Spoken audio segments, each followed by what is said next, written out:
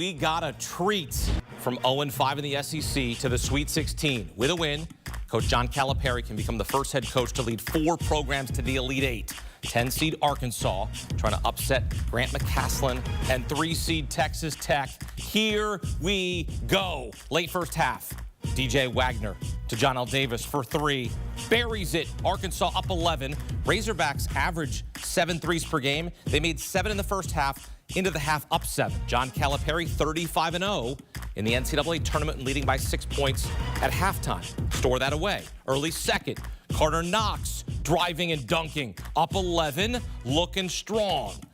Just under 13 minutes to go. Arkansas up 12. Trevin Brazil throws it down, plus the foul. Arkansas up 15 after the made free throw. Led by as many as 16. They led by as many as 16. Under 5 to go. Now an 11-point game. Okay, back to 13. John L. Davis, layup good. He finished with a season-high 30. Ensuing Texas Tech possession. Christian Anderson for 3. And hits. It's a 10-point deficit. Now 2 to go. Down 6. Anderson for 3. It's a 3-point game. A 10-0 run for the Red Raiders. Started the game 3 of 24 from 3. Now 2 threes in a matter of minutes. Next Arkansas possession. Knox, bottom of your screen, bottom of the net, up 6. Next Texas Tech possession. Minute to go. Anderson for 3. Got it! Within 3. Coach Cal's family. Oh, the emotion of March. Under 20 seconds to go. Red Raiders still down 3. And we are tied. Darian Williams touching every part of the bucket. 16-3, Red Raiders run. 6 seconds to go. Arkansas, chance to win it. DJ Wagner, no. And Texas Tech, from 16 down, forces overtime. First overtime game in this NCAA tournament. 4 minutes to go in OT. Knox, wild layup. Arkansas up 2. Are they going to blow the game, having a lead by 16? Under 2 to go in OT. JT Toppin, there's no stopping. JT Toppin up 3, their largest lead of the game. Oh my goodness. 40 seconds to go. Arkansas down 2. Wagner to the bucket, up and in. We're tied at 83. Ensuing Texas Tech possession. Williams working. Williams hit the huge 3 to force overtime. Big boy bucket. Up 2. Last chance, Arkansas. They got a timeout, but they don't call it. Wagner contested. No! Elijah Hawkins playing tight defense. And from down 16 to taking down Coach Cal and the Razorbacks, 85-83 in OT. Texas Tech with the 3rd largest comeback in Sweet 16 history. Oh my goodness, what a game. Texas Tech rallies in the end. Remember I told you John Calipari had been 35-0 in the NCAA tournament when leading by 6 points at the break. Now 35-1. Down 16, now to the Elite 8. How? Well, you should talk to these guys, honestly. They'll tell you, we honestly believed the entire time we were going to win the game. I mean, Darren, you told me at the half, when things aren't going well, you adjust. That's just not a basketball thing. That's a life thing. How'd you adjust? Just taking it to the basket. I feel like my threes weren't falling, so I just tried to get to the basket. Coach told me stay aggressive. Nobody was mad. I was missing shots, so my teammates kept cheering me on, and I mean, it worked out in the end. I mean, Coach always says the toughest team wins. Did they? Yeah, I mean, we're going to fight to the end. It don't matter the score. We could be down 20. We're going to keep fighting, man. That's a good dub. Excuse my language, my bad. I watched, that's okay. I watched you yesterday at practice. Every single member of this team shook all of our broadcasters' hands. What does Coach tell you about life and about basketball? What does he teach you, Darren? Just be a good person. Like, at the end of the day, basketball is going to end at some point. Coach is good at just teaching us life lessons within basketball, and I think just being a good person is the main thing, and that's a big thing me and him talked about when he was recruiting new players, is making sure he got great people, and I think we got that. Elite 8, enjoy it. Thank you. What do you think that says about the foundation and culture that you've kind of started to build? Well, I come back to a will to win. I mean, like today we gave up a lead, but we did that a bunch this year, up 15, and all of a sudden you turn around, it's a 2-point game. But they had a will to win. And even this game, I mean, TB's 3. I mean, the way we started the half, the way we ended the half, and then the way we executed coming out, some out of bounds. I mean, they did all the right stuff except we didn't rebound. And that was a big difference in this game. But when you talk about how we guarded them, pretty good. And they're a good team. Field goal percentage, 3-point field goal percentage, or free throw percentage. I mean, there was a lot of stuff. It was one of our Achilles heels, the offensive rebounding against us. Last game was 28 offensive rebounds. And, but I'll tell you, I thought TB down the stretch came up with rebounds, and, you know, we missed a free throw that made it a 3-point game. And now you're like, okay, there's 12 seconds, a little too early to foul. The kid that was 1 for 9 makes it, and it was contested. I mean, sometimes that stuff is, you know, stuff that happens in these games. Yeah, kind of the same question I asked for the players for you. I mean, what happened offensively maybe down the stretch? Did Texas Tech do anything, or why do you think you guys dried up a little bit scoring in the last few minutes? Well, we missed a shot and we kicked it out, and there was a new shot clock, and we shot a 3, which, again, we had open shots, tried to drive, and took tough shots. We had a couple of those. But to be honest with you, you know, I'll have to think back, but we were trying to run things to maybe drive the ball more. That's what we were doing. And when we did drive it, we looked pretty good. But you're right, we missed some shots, we missed some free throws, or one front end one-on-one. You know, you just, you know, like I said, I'm not in the frame of mind to go back play by play, but if I may go back one more thing. I mean, the last possession there in overtime, any consideration to calling a timeout there? Yeah, but in my career, I let that go. Let the guy get to the rim. They're not going to foul you. You know, and with that kind of time, just me. You call a timeout, now you got to worry about what he's doing, how he's playing, the inbound, what are you doing? So I usually let that go. Now, because it ended the way it is, yeah, I wish I would have called a timeout. But 99% of the time, I let that go. Because now I know what they're doing, they know what we're doing. That's why we did it. End of the half, we wanted to go at one guy, and we did. Really, he made a hard bump on DJ that got him kind of off balance on the shot. But, you know, it was what we wanted. John, Nathan Canlon from the Bay Area News Group. Just curious what this group has meant to you in year one, and what kind of just separated them from maybe other groups you had in the past. This was, and I come back to, you know, they not only just losing games, we were 0-5, but they were also in a dark place individually that they overcame it. And I just kept talking. The first battle you have is the one with yourself. Don't worry about battling anybody else. Battle yourself. How do you keep a good attitude? How do you understand there's only one way to do this is work your way through it?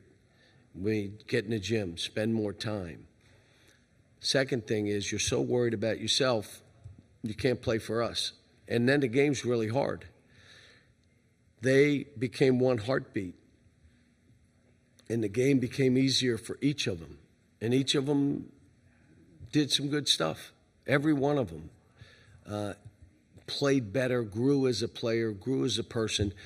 That's what made it so rewarding for me, because there was a chance they could have let go of the rope. I mean, I think I was asked that question, what do you know, will they let go of the rope? You're 0-5. And I said, no. I don't believe it because of who they are and what they stand for. And I'll say it again. Adu probably shouldn't even have tried to play today, and Boogie still wasn't fully there. But he wanted to play, which tells you a lot about them and their love for their teammates and their team. Good time for 2 questions left. Frank Farinas with the Arkansas Traveler. Coach, What legacy, what message do you think that this team leaves behind? Well, they wrote their own story. They didn't let somebody else write it. They wrote it. We started so bad, but we were beat up and injured, and you know, we didn't talk about it. We just said, let's keep playing. Let's go. Next man up. And you think about what TB did with the minutes he got. Jonas coming back from injury and now all of a sudden doing what he did. What Billy Richmond did with his minutes. What Carter Knox did with more minutes. And the next man up, they took advantage of it.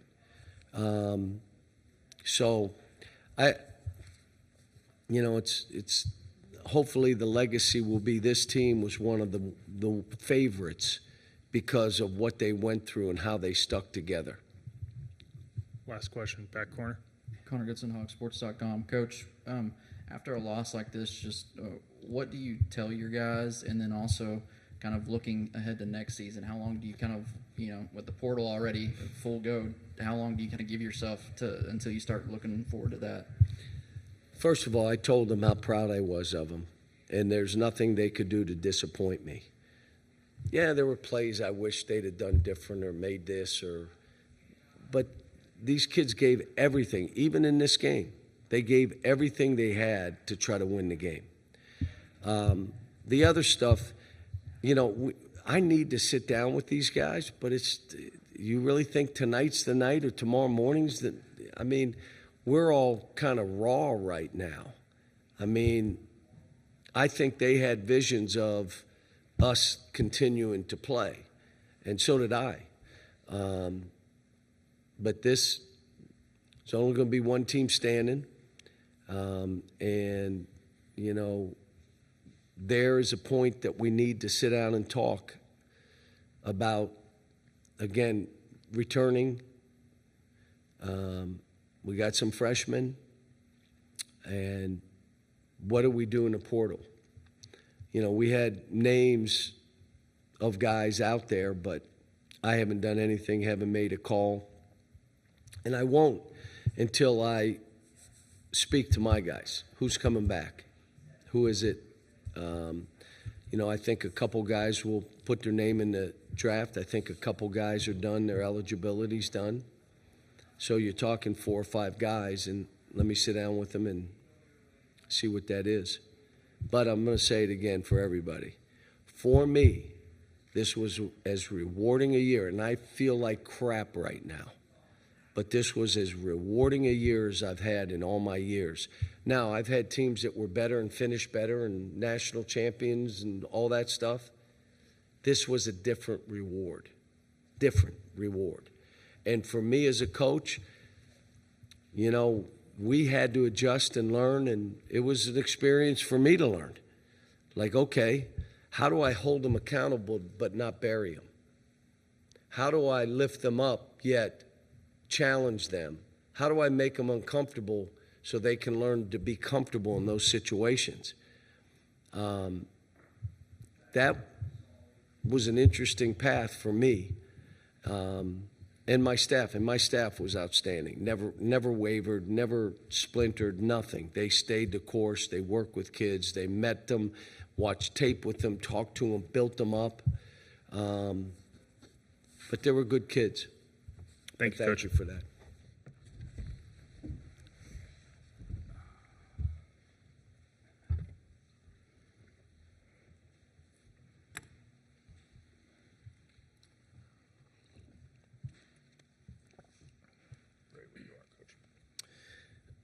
Well, obviously, what an unbelievable college basketball game. And, watching Arkansas play on film, it just seemed like every game that they were in, there was these pretty dramatic runs of teams finding ways to either catch up or lose the lead. And they're such a dynamic team. Coach Cal's doing an unbelievable job with their belief, and they got basically their full roster back, even though it was limited.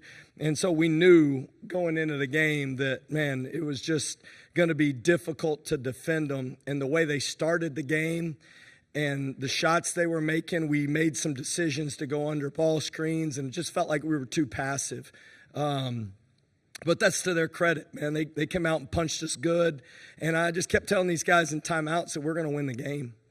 And D5, I don't know what he started the game out, 0 for quite a few from 3, and Christian was 0 for, and I'm just telling him we're going to make them when it matters. And I believed it with all my heart. And that's Red Raider basketball. It doesn't matter what the score is, what's stacked against us. I think we got down 16 at one point in the second half, and telling JT we got to start getting stops and rebound. And I thought one possession was just huge, was Federico in there just getting, I don't know how many offensive rebounds he got on that one possession. And I thought that showed the grit of Red Raider basketball. And Chris ended up making a 3 at the end of it, and that started the real belief that we were going to win the game. Man, what a tremendous atmosphere, and it's an awesome opportunity to be on this team with these guys, because nobody believes more in each other than this group, and it's really a blessing to be a part of. We'll open it up to questions for the players. Players first.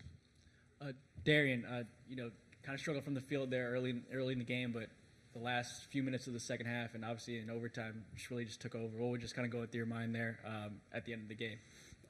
Just stay aggressive and stop settling for threes. Obviously, it wasn't going in, but, I was shooting open ones, so they'll fall. But just trying to get to the rim. They're pretty long and lengthy, but they're not, very built, I'd say. So Coach kept just saying, going through their chest, and like you said, I'm going to make them when it matters.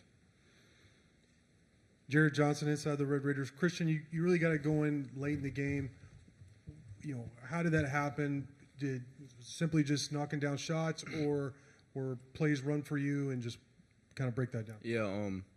Yeah, obviously the past couple games I haven't been shooting it very well. And at the start of this game, I started out 0-4 like Coach said, but I think at the defensive end, when we started to get stops as a team and when momentum kind of shifted in our favor, I think that's when I started to knock down shots, and then the rest is how it played out. But at the defensive end is how I started making shots. So the momentum shifted our way, and then it worked in our favor.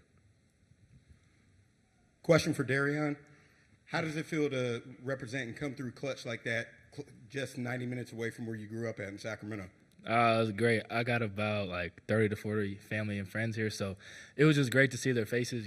Being so far away from home, they don't get to come to a lot of games, so just having everybody there felt good. But these guys are my family, are my extended family, so it just felt good.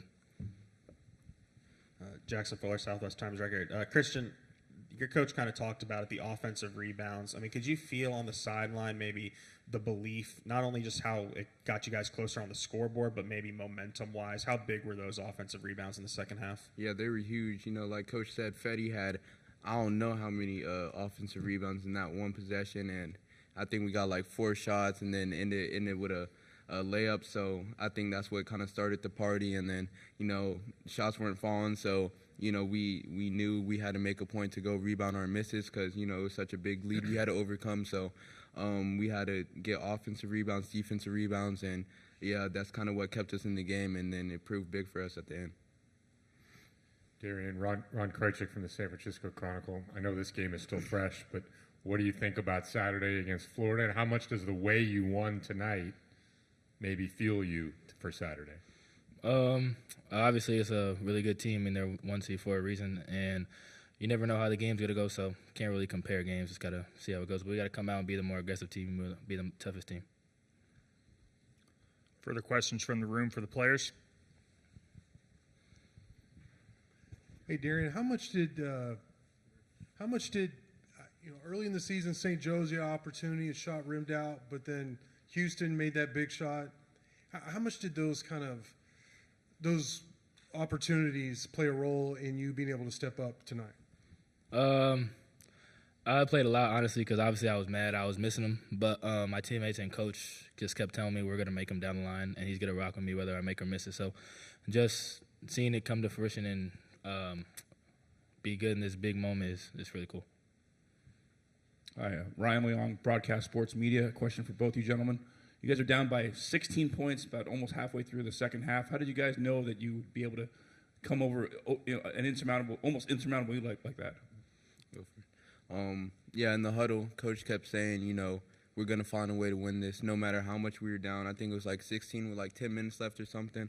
And yeah, as a team, we kind of, had that look like we're not losing this game no matter what. No matter if it's, defensive, offensive rebounds we got to get, defensive rebounds, steals. I know, we had to find a way to make it happen, and at the end we did. So that was. Yeah, we just wanted to play our hardest. I mean, if we would have just rolled over and let them beat us by 30, season would have been over. None of us wanted that. So we're like, let's give it our best shot, and what happened happened. We'll go with one final question for the players on Zoom from Sean Dillon. Sean, when you are ready. John Dillon, Alpha Media USA. After starting 0 for 5 from 3 shots, 3 threes in a 3-minute stretch, Christian, what does Coach and the rest of the team's belief in you to make those key shots mean to you? It means everything because, you can't, hit those 3 threes that I hit at the end of the game if you don't have belief in everybody, if it's your teammates or your coaches. So, they tell me keep shooting those open shots, keep making the right plays.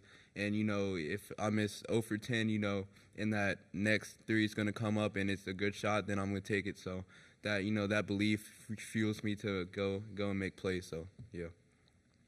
Christian, Darian, thank you. Guys are good to go. Back here with our guys, Adam Finkelstein, Hunter Dickinson, Tim Doyle. That game was awesome. It was our first overtime game that we had this March. Everybody's asking for the madness. Tim, we got the madness. What'd you see down the stretch? Well, it wasn't necessarily pretty, and it didn't look pretty all game long for Texas Tech. They trailed by as many as 16, and frankly, I thought they were dead in the water. They were not making shots. They only shot 25% from 3, but give them credit. They stuck with it. They hit the offensive glass, and then they made shots when it counted. They figured out a way. If you're Arkansas right now, oh boy.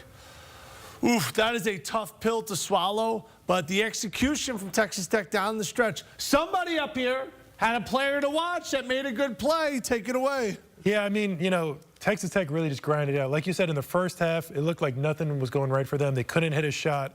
And Darian Williams, I mean, I think he was 4 for 22 at the time when he hit that 3. And then, 7 for 25. And gets the ball at the end of the game. You get the Big 12 player the Big 12 Player of the Year on your team, and you give it to him. I think that just shows the trust that Coach Grant has in him, and that's the reason why he's my player to watch. He's a primetime player, and primetime players make primetime plays. Adam, and you saw the defense there in the end by Elijah Hawkins to disrupt that shot from Hunter Dickinson's high school teammate, Elijah Hawkins. Who, here's what he did. He beat DJ Wagner to the spot. DJ was trying to get downhill to his right hand. He beat him to the spot, and then he got back in the play to contest the jumper. But here's the other thing I saw. Those late game situations, Texas Tech, they ran an inverted ball screen. They got a switch, so Williams ended up with knocks on him, and then he was able to overpower him in the post. That was a diagrammed set. Arkansas comes down the other end, and they played isolation ball. 4 guys just watching DJ Wagner go. There was no scheme there. So I almost feel bad for DJ Wagner in the situation he was put in, but let's phrase it as this, a heck of a defensive play from Elijah Hawkins instead. All right, so Hunter, we look ahead to their next round matchup against Florida. You played Texas Tech, of course, in the Big 12. How can Texas Tech beat the Gators? Because a lot of people pick Florida to win the national championship or at least get to the Final Four. I think it'll have to be similar to how they beat us in Allen Fieldhouse. They shot 14 of 42 from 3. I think that's going to be a similar recipe for success for Texas Tech. They're going to have to shoot it way better than they did tonight. If they hit some threes, they have a chance. But Florida, they can overpower them with their talent and their depth. I think it'll be interesting to see if Texas Tech is able to shoot it better from the three-point line in the next game. Yeah, if you're Grant McCasland, you have to just put 2 big words on the whiteboard. House, money. That's it. Wait, we're still playing? Holy cow. Wait, we got the #1 seed? Hey, boys, no one expected us to be here before the season. Everybody's picking Florida. You want me to give a speech? What's he making this year? I love a speech. McCasland. Yeah, $4 million. Great, come here.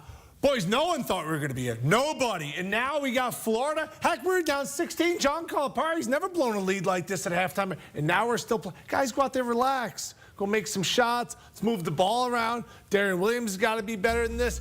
Oh, this is like Don't act like you won. Now you got a free game waiting for you. I think Florida's going to win this game, but if I'm Texas Tech, you play Adam loose as can be. Well, TD, I hope you're right because, quite frankly, they weren't loose on the offensive end for the vast majority of this game. They were just 8 of 32 from behind the three-point line, and we saw it, guys. There just wasn't the same rhythm or flow to their offensive end of the floor as there typically is, and it's going to have to be different against Florida. We'll see what Alex Condon's ankle looks like. I think that's an interesting subplot to this one, but Florida's got too much firepower for Texas Tech to not be at their best. They weren't at their best tonight, and they got away with it. They're going to have to be at their best for 40 minutes against Florida. Texas Tech and Florida for a spot in the Final Four.